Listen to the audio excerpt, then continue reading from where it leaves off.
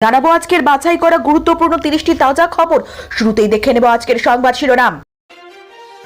লোকসভায় ফল অত্যন্ত খারাপ হয়েছে, বিধানসভায় বিজেপিকে 26শে অভিষেকের পাখির চোখ নন্দীগ্রাম। ইন্ডিয়া জোটের প্রধানমন্ত্রীর মুখ, রাহুলের নাম ঘোষণা করলেন তেজস্বী যাদব। গলার ফাঁসে মৃত্যু, সিঙ্গুরে নার্সের ময়নাতদন্তের রিপোর্ট পেতেই ফুঁসে উঠলেন কুণাল। চুপ করে আছে সরকার, বিরাট পদক্ষেপ নেওয়ার হুঁশিয়ারি শুভেন্দুর। ভোটার তালিকা থেকে বাদ পড়লে আধার ব্যবহার করে দাবি জানানো হবে, জানালেন সিইও। বিরোধীদের ভোট চুরি অভিযোগ, ইন্ডিয়া জোটের সাংসদের প্রতিবাদে উত্তাল সংসদ। মেট্রো উদ্বোধনে মোদি, কোন রুটের কোন স্টেশনে দেখা যাবে প্রধানমন্ত্রীকে। রাহুল তেজস্বীর কনভয় ধাক্কায় আহত পুলিশ কর্মী, বিহারে ভোটার অধিকার যাত্রা উত্তেজনা। 15 বছর বয়সী মুসলিম মেয়ের বিয়ে, পাঞ্জাব ও হরিয়ানা হাইকোর্টের রায় বহাল রাখল সুপ্রিম কোর্ট। টেট আন্দোলন ফের ধুন্ধুমার করুণাময়ী, চ্যাংদোলা করে চাকরি প্রার্থীদের প্রিজন ভ্যানে তুলল পুলিশ। প্রবীণদের বিশেষ গুরুত্ব, দলে গোষ্ঠীদ্বন্দ্ব এড়াতে বড় বার্তা অভিষেকের। দ্য বেঙ্গল ফাইলস বিতর্কে শাশ্বতকে নিয়ে বিস্ফোরক বিবেক অগ্নিহোত্রী, কি বললেন পরিচালক। আক্ষর দিয়ে ক্ষমা চাও, সিঙ্গুরে নার্সের মৃত্যুর রিপোর্ট সামনে আসতে বিরোধীদের তোপ কুণালের। বিএনপির ইচ্ছায় তিস্তা চীনকে দিলেন ইউনুস, হাসিনা চেয়েছিলেন ভারতকে, চিন্তা বাড়ল দিল্লির। যে কথা নির্বাচন কমিশনও 1.5 ঘন্টা সাংবাদিক বৈঠকে বলতে পারেনি রাহুল গান্ধী, বিহারে জনসভায় তা প্রকাশ্যে ঘোষণা করলেন। বাংলার পঞ্চায়েত অফিসে চাকরি করছেন বাংলাদেশি নাগরিক, বিস্ফোরক অভিযোগ উঠল এবার বনগাঁয়। এইভাবে আবেদন করলে সেপ্টেম্বর থেকে লক্ষ্মীর ভান্ডারে মিলবে 3000 টাকা, আজই করুন অ্যাপ্লাই। উপরাষ্ট্রপতি প্রার্থীর জন্য ইন্ডিয়া জোটের মধ্যে আলোচনা শুরু, সামনে এলো 3টি নাম, রাহুলের সম্মতির অপেক্ষা। আবার পরীক্ষায় বসতে হবে চাকরিহারাদের, রায় পুনর্বিবেচনার আর্জি খারিজ করল সুপ্রিম কোর্ট। নিয়োগ নিয়ে টেট উত্তীর্ণদের পর্ষদ অভিযান, অবরুদ্ধ করুণাময়ী মোড়, ধরপাকড় পুলিশের। পিছিয়ে থেকে ঘোরাতে হবে খেলা, দিল্লিতে এলেন ইন্ডিয়া জোটের উপরাষ্ট্রপতি প্রার্থী বি সুদর্শন রেড্ডি।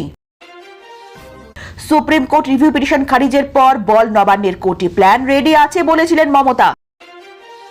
উপরাষ্ট্রপতি ভোটে রাধাকৃষ্ণনকে সমর্থন করুন, ইন্ডিয়ার বৈঠকের আগে খার্গেকে ফোন রাজনাথের। 2 বিজেপি কর্মীর ময়নাতদন্তের রিপোর্ট দেখে অবাক হাইকোর্ট, পুরো ঘুরে যাবে তদন্ত। জনসংযোগ বাড়ান, ক্যাম্পে যান, জেলাওয়ারি বৈঠকে স্পষ্ট বার্তা অভিষেকের। উপরাষ্ট্রপতি নির্বাচনকে ঘিরে মমতার বার্তায় সমর্থন জানালেন কেজরিওয়াল। অভিষেক ও তমলুক নিয়ে বৈঠকে বড় নির্দেশ অভিষেকের, নন্দীগ্রাম নিয়ে বিশেষ পরিকল্পনা। নড়ে চড়ে বসলেন বিহারে সিইও, আদালতের নির্দেশের পরে বিজ্ঞপ্তি জারি, আধার নিয়ে কি জানালেন। কুকথা কাণ্ডে অনুব্রত জামিন, পাল্টা বোমা ফাটিয়ে যা বললেন শুভেন্দু। সুদর্শন রেড্ডিকে প্রার্থী করে উপরাষ্ট্রপতি নির্বাচনে এনডিএর বিরুদ্ধে গুগলি ইন্ডিয়ার জোটের। এনডিএর পাল্টা এবার ইন্ডিয়া, উপরাষ্ট্রপতি পদে প্রার্থীর নাম ঘোষণা খার্গের। বিরোধীদের চাপে পদক্ষেপ, ভোট প্রক্রিয়া স্বচ্ছতা আনতে 6 মাসে একাধিক দাওয়াই কমিশনের।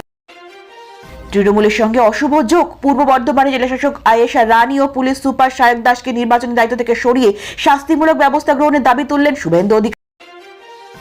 রাজ আমাকে গুলি করেছে, আর বাঁচবো না বাবাকে, এটুকু বলে উচ্চ মাধ্যমিক পড়ুয়া। উপরাষ্ট্রপতি নির্বাচন শাসকের কৌশলী হাতিয়ার, খেলা ঘোরালো ইন্ডিয়া জোট, এবার ফাঁপড়ে এনডিএ শরিক। প্রতিনিয়ত নিয়মিত সঠিক খবর পেতে আমাদের চ্যানেলটিকে সাবস্ক্রাইব করে পাশে থাকুন। এতক্ষণ শুনছিলেন সংবাদ শিরোনাম, এবার আসছি বিস্তারিত খবরে। এবার নয়া ঘোষণা, এবার নাকি 3000 টাকা করে মিলবে লক্ষ্মীর ভান্ডারে। রাজ্যের মহিলাদের সামনের এপ্রিলেই দারুণ সুযোগ, লক্ষ্মীর ভান্ডার ভোট বাক্সে সাফল্য দিয়েছে তৃণমূল সরকারকে, তাই এবার লক্ষ্মীর ভান্ডার নিয়ে বিশেষ পদক্ষেপ রাজ্য সরকারের। লক্ষ্মীর ভান্ডার ভোট বাক্সে সাফল্য দিয়েছে তৃণমূল কংগ্রেসকে। আগে এই প্রকল্পের আওতায় প্রতি মাসে 500 টাকা করে পেতেন বাংলার মহিলারা। লোকসভা নির্বাচনের আগে লক্ষ্মীর ভান্ডারের অনুদানের পরিমাণ বাড়িয়ে 1000 টাকা করেছেন মুখ্যমন্ত্রী। রাজ্য সরকারের সবকটি জনকল্যাণ মূলক প্রকল্পের মধ্যে বর্তমানে জনপ্রিয়তার নিরিখে প্রথম স্থানেই রয়েছে লক্ষ্মীর ভান্ডার। সরকারের বেশ কিছু প্রকল্পের আওতায় উপভোক্তারা সরাসরি ব্যাংক অ্যাকাউন্টে টাকা পেয়ে থাকেন। লক্ষ্মীর ভান্ডার এমনই একটি প্রকল্প যেখানে রাজ্যের মহিলাদের আর্থিকভাবে স্বনির্ভর করে তোলার লক্ষ্যে শুরু করা হয়েছিল, যা অচিরেই জনপ্রিয়তার চূড়ায় ওঠে। এই প্রকল্পে মাসে 500 টাকা করে পেতেন জেনারেল কাস্টের মহিলারা, আর তফসিলি জাতি এবং উপজাতিভুক্ত মহিলাদের জন্য 1000 টাকা করে দেওয়া হতো লক্ষ্মীর ভান্ডার প্রকল্পে। তবে এই টাকার পরিমাণ সম্প্রতি 1000 টাকা থেকে বাড়িয়ে করা হয়েছে 1200 টাকা। আর যারা 500 টাকা পেতেন তারা পাচ্ছেন 1000 টাকা। আর এবার ফের এই প্রকল্পে মহিলাদের জন্য সুখবর দেওয়া হলো সরকারের তরফে। জানানো হয়েছে এবার 3 গুণ বাড়বে লক্ষ্মীর ভান্ডার। প্রতি মাসে অ্যাকাউন্টে ঢুকবে 3000 টাকা। 25 থেকে 60 বছর বয়সী মহিলারা আবেদন করতে পারবেন, কোনো সরকারি কর্মচারী মহিলা আবেদন করতে পারবেন না। বিরোধী জোট ইন্ডিয়ার প্রধানমন্ত্রী পদপ্রার্থী হিসেবে রাহুল গান্ধীর নাম কি তবে আগেই ঘোষণা করে দিলেন আরজেডি নেতা তেজস্বী যাদব। সম্প্রতি বিহারে একটি জনসভায় রাহুল গান্ধীর পাশে দাঁড়িয়ে তেজস্বী বলেন, আগামী লোকসভা নির্বাচনে আমরা রাহুল গান্ধীকে প্রধানমন্ত্রী করার জন্য একজোট হয়ে কাজ করব।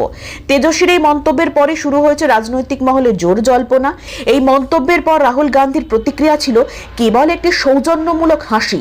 লোকসভা নির্বাচনের আগে বিরোধী জোটের প্রধানমন্ত্রী পদপ্রার্থী কে হবেন তা নিয়ে নানা জল্পনা চলছে। এর মধ্যে তেজস্বীর এমন মন্তব্য সেই জল্পনাকে আরো উস্কে দিয়েছে। এই কয়েক সেকেন্ডের ঘটনা নিয়ে এখন দেশের রাজনৈতিক মহলে জোর চর্চা চলছে, যেখানে তেজস্বীর মন্তব্যে ভবিষ্যৎ রাজনৈতিক সমীকরণের ইঙ্গিত পাওয়া যাচ্ছে বলে মনে করা হচ্ছে। প্রাথমিকে 50,000 শূন্য পদে নিয়োগের দাবিতে আজ ফের পথে নামলেন 2022 সালে টেট উত্তীর্ণরা। সল্টলেকের করুণাময়ী এলাকায় পর্ষদ অফিস অভিযানে ডাক দেন তারা। তবে মিছিল শুরুর আগেই পুলিশি ধরপাকড় শুরু হয়। সকাল থেকে মেট্রো স্টেশনের বাইরে জড়ো হন হাজার হাজার চাকরি প্রার্থী। এরপরে আন্দোলনকারীদের প্রিজন ভ্যানে তুলতে শুরু করে পুলিশ। বহু চাকরি প্রার্থীকে জোর করে গাড়িতে তোলা হয়, যা নিয়ে তীব্র উত্তেজনা ছড়ায়। আন্দোলনকারীদের অভিযোগ, দীর্ঘ প্রতীক্ষার পরও নিয়োগ প্রক্রিয়া শুরু না হওয়ায় তারা বাধ্য হয়ে রাস্তায় নেমেছেন। মেট্রো স্টেশন থেকে বেরিয়ে রাস্তায় পা রাখার সঙ্গে সঙ্গে পুলিশ তাদের আটক করতে শুরু করে। প্রায় 300 জনকে আটক করা হয়েছে বলে দাবি আন্দোলনকারীদের। বিক্ষোভরতদের মধ্যে বেশ কয়েকজন অসুস্থ হয়ে পড়েন এবং রাস্তায় লুটিয়ে পড়েন। এই ঘটনায় গোটা করুণাময়ী এলাকা রণক্ষেত্রের চেহারা নেয়। পুলিশি ধরপাকড়ের মুখেও চাকরি প্রার্থীরা স্লোগান দিতে থাকেন। বছর ঘুরলেই রাজ্যে বিধানসভা ভোট। 26-এর আগে নন্দীগ্রামে বিশেষ নজর তৃণমূলে। যে বিধানসভা কেন্দ্রের বিধায়ক শুভেন্দু অধিকারী, সেই বিধানসভা কেন্দ্র নিয়ে আলাদা বৈঠক করবেন অভিষেক বন্দ্যোপাধ্যায়। বৈঠকে থাকবেন ব্লক অঞ্চলের নেতারা। সূত্রের খবর তেমনই। 21-এর বিধানসভা ভোটে ভরকেন্দ্র হয়ে উঠেছিল নন্দীগ্রাম। তৃণমূল ছেড়ে তখন সদ্য বিজেপিতে যোগ দিয়েছেন শুভেন্দু অধিকারী। নন্দীগ্রামে তার বিরুদ্ধে প্রার্থী হয়েছিলেন খোদ তৃণমূল নেত্রী মমতা বন্দ্যোপাধ্যায়। ভবানীপুর থেকে ভোটে লড়েছিলেন শোভনদেব চট্টোপাধ্যায়। ভোট গণনার দিন ছিল টান টান উত্তেজনা। কখনো এগিয়েছিলেন শুভেন্দু তো কখনো মমতা। সংবাদ সংস্থা এনআই দাবি করে 1200-র কাছাকাছি ভোটে জিতেছেন মমতা, কিন্তু পরে জানা যায় তৃণমূল নেত্রী জেতেননি। 1956 ভোটের ব্যবধানে মমতাকে পরাজিত করেছেন শুভেন্দু অধিকারী। গণনায় কারচুপির অভিযোগে এখন মামলা চলছে হাইকোর্টে। আজ মঙ্গলবার জেলাওয়ারি বৈঠকে প্রথম পর্যায়ে বারাসত ও তমলুক সাংগঠনিক জেলা নেতাদের সঙ্গে বৈঠক করেন অভিষেক। লোকসভা ভোটে তমলুক কেন্দ্রটি হাতছাড়া হয়ে গিয়েছে তৃণমূলের। সূত্রের খবর, বৈঠকে অভিষেক বলেন, লোকসভার ফল অত্যন্ত খারাপ হয়েছে, কিন্তু বিধানসভায় সব দিক থেকে বিজেপিকে মোকাবেলা করতে হবে।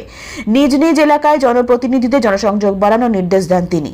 এর আগে পূর্ব মেদিনীপুরের হলদিয়ায় লোকসভা ভোটের প্রচারে গিয়ে নন্দীগ্রাম প্রসঙ্গ তুলেছিলেন মমতা। বলেছিলেন, আমি আজ নয় কাল এর বদলা তো নেবই। কিভাবে নেব, কেমন করে নেব, সেটা আগামী দিন পথ দেখাবে।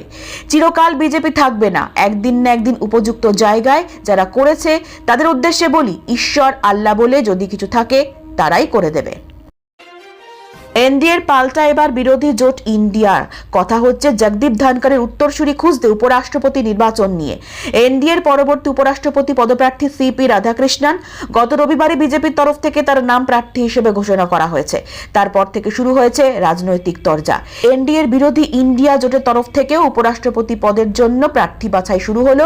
সূত্রের খবর, আজ মঙ্গলবার কংগ্রেসের সর্বভারতীয় সভাপতি মল্লিকার্জুন খার্গে উপরাষ্ট্রপতি পদের প্রার্থী হিসেবে সুপ্রিম কোর্টের প্রাক্তন বিচারপতি বি সুদর্শন রেড্ডির নাম ঘোষণা করলেন। গত সোমবার রাতে দীর্ঘক্ষণ বৈঠকের পরে ইন্ডিয়া জোট তাদের প্রার্থীর নাম মনোনয়ন করল। জানা গিয়েছে, বি সুদর্শন রেড্ডি আদতে অন্ধ্রপ্রদেশের বাসিন্দা। গেরুয়া শিবির মনে প্রাণে চাইছে প্রতিদ্বন্দ্বী ছাড়াই যাতে রাধাকৃষ্ণন জিততে পারে। জানা গিয়েছে, বিরোধী ইন্ডিয়া জোট যাতে প্রার্থী না দেয় সেই বিষয়ে আগেই বিজেপির তরফ থেকে আবেদন জানানো হয়েছিল। পাশাপাশি রাধাকৃষ্ণনকে জেতাতে এবং প্রত্যেক বিরোধী দলের সমর্থন পেতে ময়দানে নেমেছিলেন প্রধানমন্ত্রী প্রধানমন্ত্রী নরেন্দ্র মোদী নিজেও। সূত্রের খবর, সম্প্রতি প্রধানমন্ত্রী নরেন্দ্র মোদী এনডিএর প্রার্থী সমর্থনে বিরোধীদের কাছে অনুরোধের সুরে বলেছিলেন বিরোধীরা যেন ইন্ডিয়ার উপরাষ্ট্রপতি পদপ্রার্থী সিপি রাধাকৃষ্ণনকে সমর্থন করেন, কারণ উনি একজন খুব ভালো মনের মানুষ এবং মাটির মানুষ। তিনি তার সারা জীবনের বিতর্ক ও সমালোচনা থেকে দূরে থেকেছেন। তাই আমার মনে হয় সিপি রাধাকৃষ্ণনই উপরাষ্ট্রপতি পদের জন্য একমাত্র যোগ্য।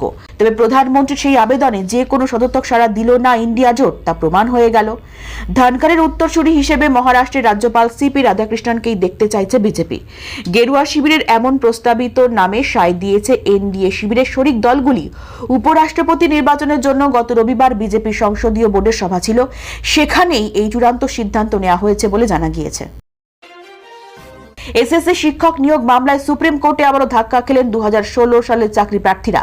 দেশের সর্বোচ্চ আদালত এই মামলায় দায়ের করা সমস্ত রিভিউ পিটিশন খারিজ করে দিয়েছে, যার ফলে কলকাতা হাইকোর্টের চাকরি বাতিলের রায় বহাল রইল।